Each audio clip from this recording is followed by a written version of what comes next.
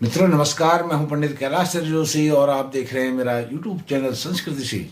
मित्रों, आज एक बहुत ही रोचक ज्ञानवर्धक जानकारी मैं ज्योतिष प्रेमियों के लिए लेकर के आया हूं। जो ज्योतिष प्रेमी हैं, ज्योतिष में विश्वास रखते हैं और ज्योतिष में अपना ज्ञानवर्धन करना चाहते हैं, अपने आप को ज्योतिष से जोड़ना चाहते हैं, ऐसी एक अद्भुत जानकारी लेकर के आया हूं। ज्योतिष में एक प्लेनेट ऐसा है जो नवग्रहों का पावर हाउस जिसको माना जाता है। आज तक यह जानकारी आपको कहीं नहीं मिली होगी, किसी ने नहीं दी होगी। वह जानकारी मैं आज आपको देता हूं। यह जो ज्योतिष के विद्यार्थी हैं, ज्योतिष के जो शोधकर्ता हैं, रिसर्चर हैं या टीचर्स हैं, बड़े बड़े आचार्य हैं, उनके लिए भी बहुत अद्भुत है। मित्रों, केतु पावर हाउस का काम करता है। सभी जितने अन्य 8 नवग्रह हैं केतु को सूर्य से लेकर के केतु तक, तो अन्य जो 8 ग्रह हैं नवग्रहों में, उनको यह बहुत पावर देते हैं। ये शत्रु हों मित्र हों, हर किसी को पावर देते हैं। अब जैसे ब्रह्म कारक ग्रह सूर्य, मंगल और गुरु महाराज, यह 3 ब्रह्म कारक ग्रह हैं। इन 3 ब्रह्म कारक ग्रहों का संबंध किसी भी प्रकार से, यदि यह 3 ग्रह सूर्य, मंगल, गुरु, केतु के साथ संसर्ग करते हैं, युति करते हैं, तो पावरफुल हो जाते हैं और केतु अच्छे शुभ परिणाम देने लगते हैं। और यदि इन्हीं 3 ग्रहों की का दृष्टि संबंध केतु के साथ हो जाए, दृष्टि से देखें, चौथी दृष्टि से, 5वीं दृष्टि से, 7वीं दृष्टि से, 9वीं दृष्टि, किसी भी दृष्टि से, जिस ग्रह की जो दृष्टि है उस दृष्टि से केतु को देखें, तो केतु और अधिक पावरफुल होकर के उस भाव से संबंधित और अधिक फल देते हैं। अब बात करता हूं केतु के सूर्य के साथ संबंध कैसे है और फिर मंगल के साथ, फिर गुरु के साथ। यह 3 ब्रह्म कारक ग्रह हैं। कैसे हैं? जो काल पुरुष जन्मांग है उसकी लग्न कुंडली में लग्न भाव के स्वामी मेष राशि मंगल होते हैं, और पंचम भाव जो त्रिकोण भाव है उसके सूर्य होते हैं, 9वां भाव है उसके गुरु महाराज होते हैं। 1, 5, 9 अर्थात मेष राशि, सिंह राशि, धनु राशि, मंगल, सूर्य और गुरु। अब इनका कैसे केतु के साथ संबंध बनता है और कैसे रिजल्ट मिलता है, आप वीडियो के आरंभ से अंत तक बने रहेंगे तो आपके समझ में आएगा। मित्रों, यदि आप ज्योतिष प्रेमी हैं, ज्योतिष में विश्वास रखते हैं, मेरे चैनल को सब्सक्राइब करके मुझे सहयोग भी प्रदान कर सकते हैं। मित्रों, अब बताता हूं जो सूर्य नारायण भगवान हैं, यह केतु के साथ कैसे पावरफुल हो जाते हैं और केतु के साथ संबंध बनाने पर केतु कैसे पावरफुल हो जाता है, और जहां है वहां वह कैसे उस भाव से संबंधित रिजल्ट को देता है। सूर्य नारायण भगवान जब मेष राशि में प्रवेश करते हैं तो उच्च के हो जाते हैं। अब मेष राशि कहां से आरंभ होती है? अश्विनी नक्षत्र से। अब अश्विनी नक्षत्र किसका नक्षत्र है? वह है केतु का नक्षत्र।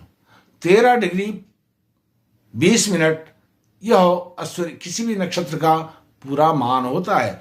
तो 13 डिग्री 20 मिनट केतु का वह नक्षत्र, उसमें सूर्य नारायण भगवान जैसे प्रवेश करते हैं, सूर्य नारायण भगवान उच्च के हो जाते हैं। तो जब वह उच्च के हो जाते हैं, बहुत पावरफुल हो जाते हैं। एक तो मेष राशि उनकी अपनी मित्र राशि है, मंगल की राशि है, उसमें पावरफुल हो जाते हैं, और केतु के नक्षत्र में जाने के बाद वह उच्च के हो जाते हैं। यह बहुत पावरफुल होते हैं। फिर सूर्य नारायण भगवान जब सिंह राशि अपनी ही राशि में जाते हैं, सिंह राशि में अर्थात मघा नक्षत्र में, और मघा नक्षत्र भी केतु का नक्षत्र होता है, और मघा नक्षत्र में सूर्य नारायण भगवान अपने ही राशि में जाने के बाद भी वह अपने राशिश तो होते ही हैं और मूल त्रिकोण के भी हो जाते हैं। यह वहां पर पावरफुल हो जाते हैं।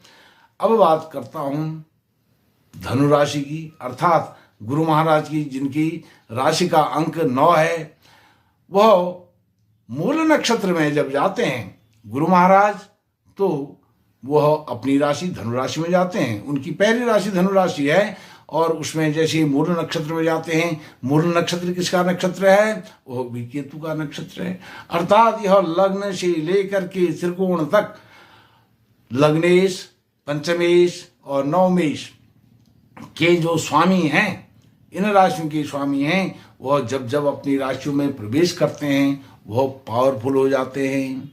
इसी प्रकार से मंगल भी जब मेष राशि में प्रवेश करते हैं, अपनी ही राशि में प्रवेश करते हैं, अश्विनी नक्षत्र में प्रवेश करते हैं, केतु के नक्षत्र में प्रवेश करते हैं, तो वह मूढ़ त्रिकोण के हो जाते हैं, पावरफुल हो जाते हैं और अपने ही घर में बैठ करके लीड करते हैं। जैसे लीडर हो जाते हैं, नेतृत्व क्षमता, नेता बन जाते हैं, आज की परिभाषा में समझें तो। अब इसमें क्या है, नेतृत्व क्षमता कैसे विकसित होती है? केतु के नक्षत्र में जाने से। केतु क्या है? ऊंचाई का प्रतीक है, क्षितिज का प्रतीक है, टॉप का प्रतीक है, अर्थात सेचुरेशन का प्रतीक है। और वहां से ऐसा सेचुरेशन जहां से डाउनफॉल आरंभ नहीं होता है, डाउनफॉल होता ही नहीं है, वह और क्षितिज की तरफ, आसमान की तरफ, अनंत इन्फिनिटी की तरफ वह बढ़ता जाता है। मित्रों, यह है। अब लग्न और त्रिकोण के जो स्वामी होते हैं, 1, 5, 9 परस्पर पंचम नवम, वह एक दूसरे के मित्र होते हैं और इसमें केतु सोने पर सुहागा लगाते हैं। अर्थात जब केतु के नक्षत्र के साथ इनका संबंध बनता है, इन 3 ग्रहों का, इन्हीं का केवल संबंध बनता है। केवल यह 3 ब्रह्म कारक ग्रह हैं, मंगल, सूर्य और गुरु, जो केतु के नक्षत्र में जाते हैं। मागी युति संबंध किसी से भी हो सकता है, दृष्टि संबंध किसी से भी हो सकता है, स्थान परिवर्तन संबंध किसी से भी हो सकता है, किसी भी ग्रह से हो सकता है, तो वहां भी वो अपने फल देते ही देते हैं। केतु महाराज जब उनके संसर्ग में, युति संबंध में, दृष्टि संबंध में आ जाते हैं तो यह कहा गया है ज्योतिष में, जो केतु हैं अन्य 8 ग्रहों के, स्वयं के भी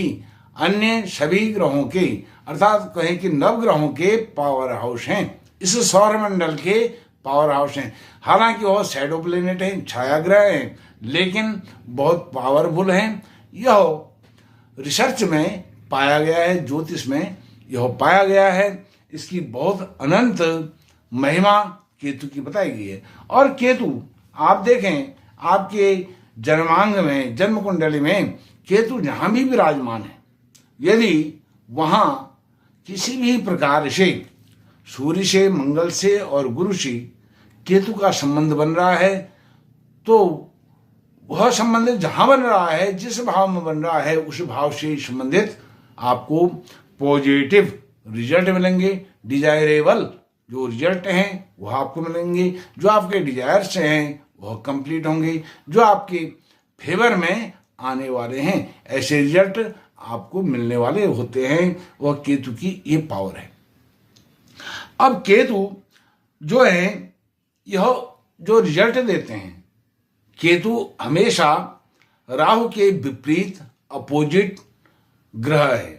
विपरीत अर्थात विरोधाभासी है, राहु के शत्रु हैं, तो वह कुजवत होते हैं। कुजवत अर्थात मंगल के समान वह फल प्रदान करते हैं। वह किसी भी भाव में बैठ जाए केतु, वह अनिष्ट नहीं करेंगे, अरिष्ट नहीं करेंगे, अनिष्ट नहीं करेंगे। हालांकि उन पर किसी शुभ ग्रह की दृष्टि पड़ जाए, शुभ ग्रह की दृष्टि पड़ जाएगी तो वह मजबूत हो जाते हैं, पावरफुल हो जाते हैं। और यदि किसी क्रूर ग्रह, पापी ग्रह की दृष्टि पड़ जाती तो फिर उनका पाप भी बढ़ जाता है। इस बात का भी हमें ध्यान रखना चाहिए। तो जो हम प्रिडिक्शन करते हैं, ज्योतिष का विश्लेषण करते हैं और उसकी गवेषणा करते हैं, फलादेश करते हैं, फलित करते हैं, वह फलादेश इस आधार पर होता है। अभी मेरे पास इस तरह के बहुत जो रिसर्च के पॉइंट हैं, जो हमने एक छात्र, ज्योतिष के विद्यार्थी के रूप में पढ़े हैं, वह मैं चाहता हूं कि आप सामान्य जिज्ञासु जो हमारे ज्योतिष प्रेमी हैं वहां तक पहुंचे। मित्रों, यदि यह वीडियो आपको अच्छी लगी ज्ञानवर्धक लगी तो इस वीडियो को लाइक अवश्य करें और अपने ज्योतिष प्रेमी मित्रों के साथ शेयर भी अवश्य करें। आपका कोटि कोटि धन्यवाद। नमस्कार।